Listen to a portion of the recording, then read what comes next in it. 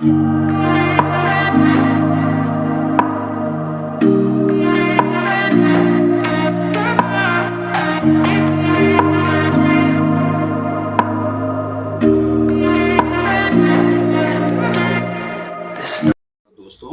यह मेरा एक नया चैनल है क्राइम सच लाइव।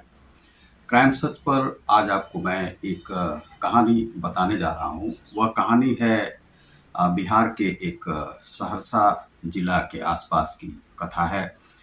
इस कथा में चूंकि क्या है कि जो रेलवे है, रेलवे केवल एक विभाग नहीं है, उसका एक इतिहास है और वह पूरे इतिहास के साथ वह चलता है और उसका इतिहास भी है, कुछ घटना है, कुछ दुर्घटनाएं हैं, उसके साथ घटित तो होती रही हैं।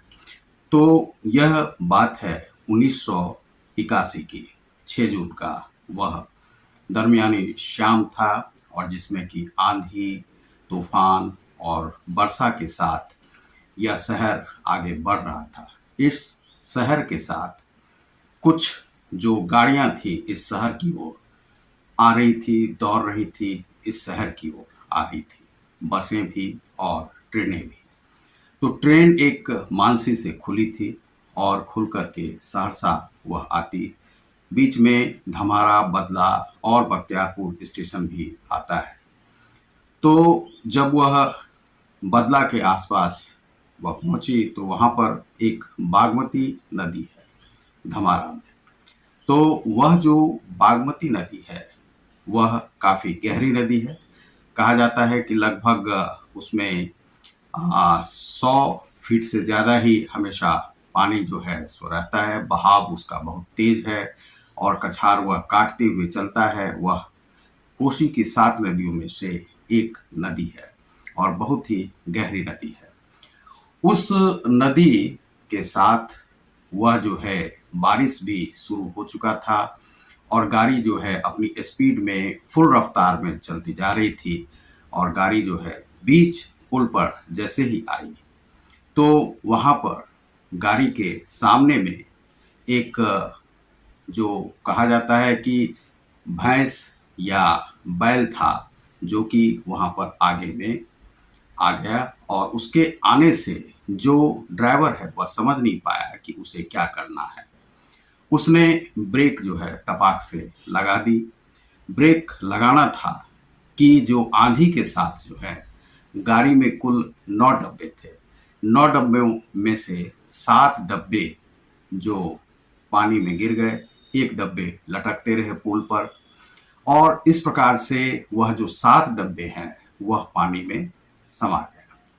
अब समाने के बाद वहाँ पर जो कुल अगल-बगल के गांव के लोग थे, उन्होंने देखा कि इस प्रकार की घटना घटी है। कुछ लोग तो बचाने के लिए उन लोगों को दौड़े, कुछ लोग जो उसमें लूट-खसोट करने वाले थे, वे लोग लूट-खसोट भी करने लगे उन नागरिकों के साथ और काफ़ी लोगों के अंगूठियाँ और उँगली आदि काट-काट कर अंगूठियाँ आदि वे लोग जो हैं लेकर के भाग गए। इसके बाद यह जो वहाँ पर त्राहिमाम की स्थिति थी, सभी कराह रहे थे और हल्ला जो है चूँकि अब कुछ ही हल्ला जो है सो बचा हुआ था, जो साइड में गिरे हुए थे, कुछ ही लोग गिरे हुए थे जो कि बच रहे थे, कुछ तैर-तैर कर बाहर आ रहे थे। अब तैर कर जो बाहर आने वाले थे, उनसे भी लूट-खसोट हो रही थी। काफ़ी लोगों ने उनके सामान आदि को लूट लिया था। नाव पर वे लुटेरे चल रहे थे और कुछ लोगों को उन लोगों ने पैसा देने पर कुछ लोगों को बचा लिया गया। ये सभी घटनाएं घट रही थी। पुलिस आदि जो है धीरे-धीरे करके वहाँ पर दूसरे दिन जो है मुख्यमंत्री आदि भी पहुँचे। संजोग से हमारे पिताजी जो थे एक हिंदुस्तान समाचार के वो पत्रकार थे, तो वो मुख्यमंत्री चूँकि उनके मित्र थे, तो उनसे उन्होंने पूछा कि आपको क्या लगता है कि यहाँ पर कितने लोग मारे गए होंगे? तो तपाक से मुख्यमंत्री ने जवाब दिया, जगन्नाथ मिश्रा थे, उन्होंने जवाब दिया कि 50 के आसपास तो मृत्यु हुई होगी। तो उन्होंने पिताजी ने कहा कि क्या आपको लगता है कि 50 ही लोग मरे होंगे? यह तो जवाब जो है सही नहीं है। और उसमें खचाखच सुनते हैं कि ऊपर तक में लदे हुए लोग थे, अंदर में भी लदे हुए लोग थे। काफ़ी लोग उस डब्बे में थे, 7 डब्बा डूब गया है और आप कहते हैं 50 ही लोग मरे। बाद में जो सरकारी जो एक आंकड़ा जो बताया गया, वह धीरे-धीरे बढ़ते-बढ़ते पहले 250 हुआ, 300 हुआ, 400 हुआ, वह 800 तक आया कि 800 लोग डूब गए, यह सरकारी आंकड़ा है। लेकिन जो लोग थे, जो जानते थे कि इधर की गाड़ियों में कितनी भीड़ रहा करती है, उसमें लगभग यह बताया गया कम से कम एक डब्बे में लगभग जो है 700-800 के आसपास लोग होंगे। गाड़ी चल रही थी और ऊपर में भी लोग थे, नीचे भी लोग थे, काफ़ी ठसम-ठस भरा हुआ था क्योंकि इधर गाड़ियाँ ज़्यादा नहीं थी। तो वे लोग जो हैं लगभग जो है 3000 से ऊपर बताया गया कि लोग मारे गए होंगे, क्योंकि 1-2 माह तक जो है लाशें बरामद होती रही थी और काफ़ी लाशें तो मिट्टी में दफन हो गई, काफ़ी लाशें बह-बह कर काफ़ी दूर तक चली। गोताखोर 50 गोताखोर ने वहाँ पर काम करना शुरू किया, लेकिन कुल लाश जो है वहाँ पर नहीं मिल पाया। तो इस तरह से एक सरकारी आंकड़ा दे दिया गया कि लगभग ये 800 लोग मारे गए हैं। इस प्रकार से ये घटना घटी थी। यहाँ पर हम लोग तभी छोटे थे, 9th क्लास में पढ़ते थे और 1981 की बात थी, 6 जून। तो यह जो है रेलवे के साथ ये घटनाएं जुड़ी हुई है और भारत के इस इतिहास में और पहले इसे विश्व के इतिहास में कहा जाता था कि यह बड़ा ही रेल हादसा है। तो यह रेल हादसा जो है सो यहाँ पर सहरसा के साथ यह जुड़ा हुआ है और इसके बाद भी अब कुछ दुर्घटनाएं हुई हैं जिसके भी विषय में हम बताएंगे।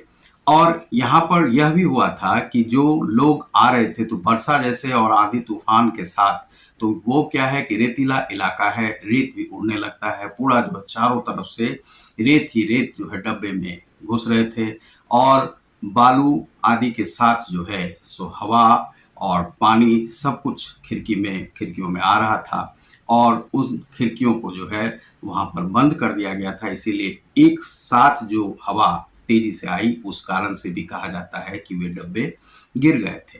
अब यहाँ पर ड्राइवर की गलती थी या किसकी, लेकिन यहाँ पर यह क्राइम किस प्रकार का हुआ था वह जो है सो आपको पता नहीं चल पाएगा, क्योंकि यहाँ पर अब यह भैंस या बैल या गाय कुछ भी आ गया था यदि लाइन पर, तो क्या उसे रोकना चाहिए था या नहीं।